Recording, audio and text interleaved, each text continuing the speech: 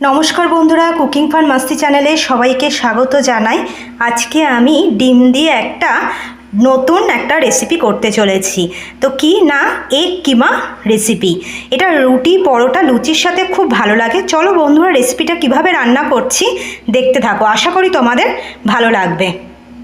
দেখো বন্ধুরা, আমি এখানে 4টে ডিম নিয়ে নিয়েছি। আজকে আমি ডিমের নতুন একটা রেসিপি করতে চলেছি, এগ কিমা। এটা রুটি পরোটার সাথে খেতে খুবই ভালো হয়। রেসিপিটা দেখতে থাকো, আশা করি তোমাদের ভালো লাগবে। এই 4টে ডিম আমি একটু গ্রেট করে নেব গ্রেটারের সাহায্যে। দেখো বন্ধুরা, আমি কিন্তু 4টে ডিম গ্রেট করে নিয়েছি। আর এখানে আমি তেল বসিয়ে দিয়েছি, রান্নাটা আমি শুরু করব। আর এখানে পেঁয়াজ আর কাঁচা লঙ্কা কুচিয়ে নিয়েছি।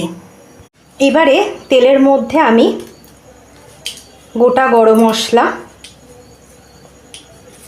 তেজপাতা আর শুকনো লঙ্কা ফোড়নে দিলাম।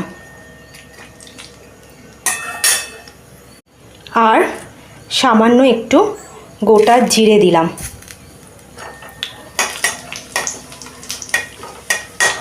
এটাকে আমি একটু ভালো করে ভেজে নেব। এটা ভালো করে আমি ভেজে নিয়েছি, সুন্দর একটা গন্ধ বেরোচ্ছে। এবারে আমি এটার মধ্যেই কুচিয়ে রাখা পেঁয়াজ আর কাঁচা লঙ্কাটা আমি দিয়ে দেব।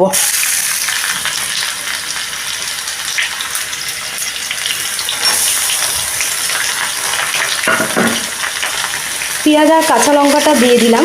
দিয়ে পেঁয়াজটা একটু লাল করে আমি ভেজে নেব, হালকা ব্রাউন করে। দেখো বন্ধুরা, পেঁয়াজটা কিন্তু লাল লাল করে আমি একটু ভেজে নিয়েছি। এবার এটার মধ্যে একটু আদা বাটা আর এখানে আমি রসুন কিমা করে রেখেছি, রসুন কুচিটা দিয়ে দিলাম।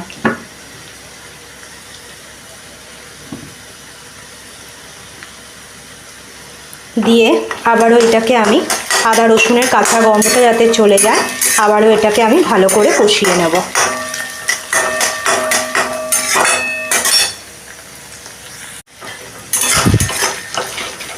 এইবারে আমি এটার মধ্যে হলুদ গুঁড়ো,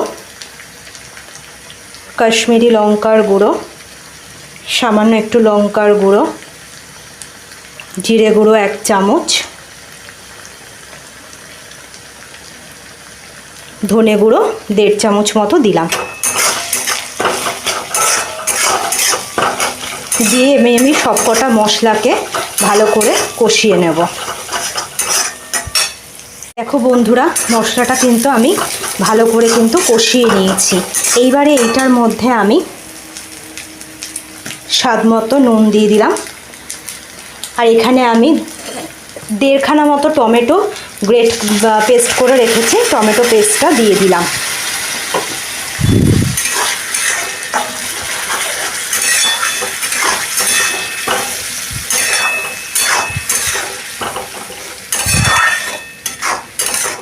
টমেটোর কাঁচা গন্ধটা যতক্ষণ না যাচ্ছে এটাকে আমি ভালো করে কষিয়ে নেব। দেখো বন্ধুরা, মশলাটা কিন্তু কি সুন্দর কষা হয়ে গেছে, তেলও ছেড়ে দিচ্ছে। এইবারে আমি এখানে যে গ্রেট করে রেখেছিলাম ডিমটা, এই ডিমটা আমি দিয়ে দিচ্ছি।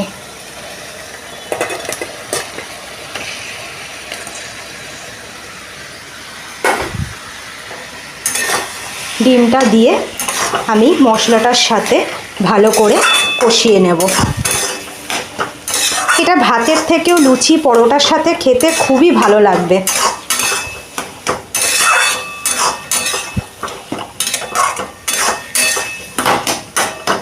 দেখো বন্ধুরা, এটাকে আমি কিন্তু ভালো করে মশলার সাথে কষিয়ে নিয়েছি।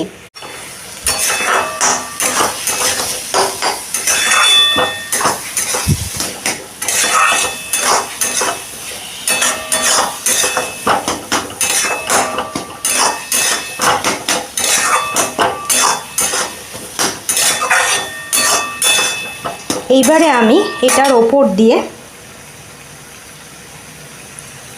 একটু ধনে পাতা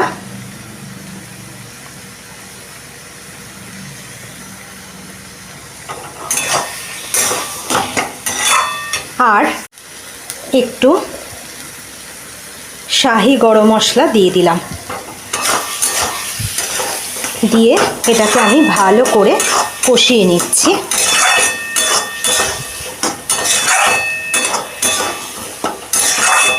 কিমা রেসিপিটা আমার অলমোস্ট কমপ্লিট হয়ে গেছে বন্ধুরা। রেসিপিটা যদি তোমাদের ভালো লেগে থাকে তোমরা প্লিজ বাড়িতে একবার বানিয়ে দেখো। আর ইউটিউব থেকে যারা দেখছো তারা সাবস্ক্রাইব করে দিও, ফেসবুক থেকে যারা দেখছো তারা লাইক করে শেয়ার করে ফলো করে দিও। এটা আমি এবার নামিয়ে নেব।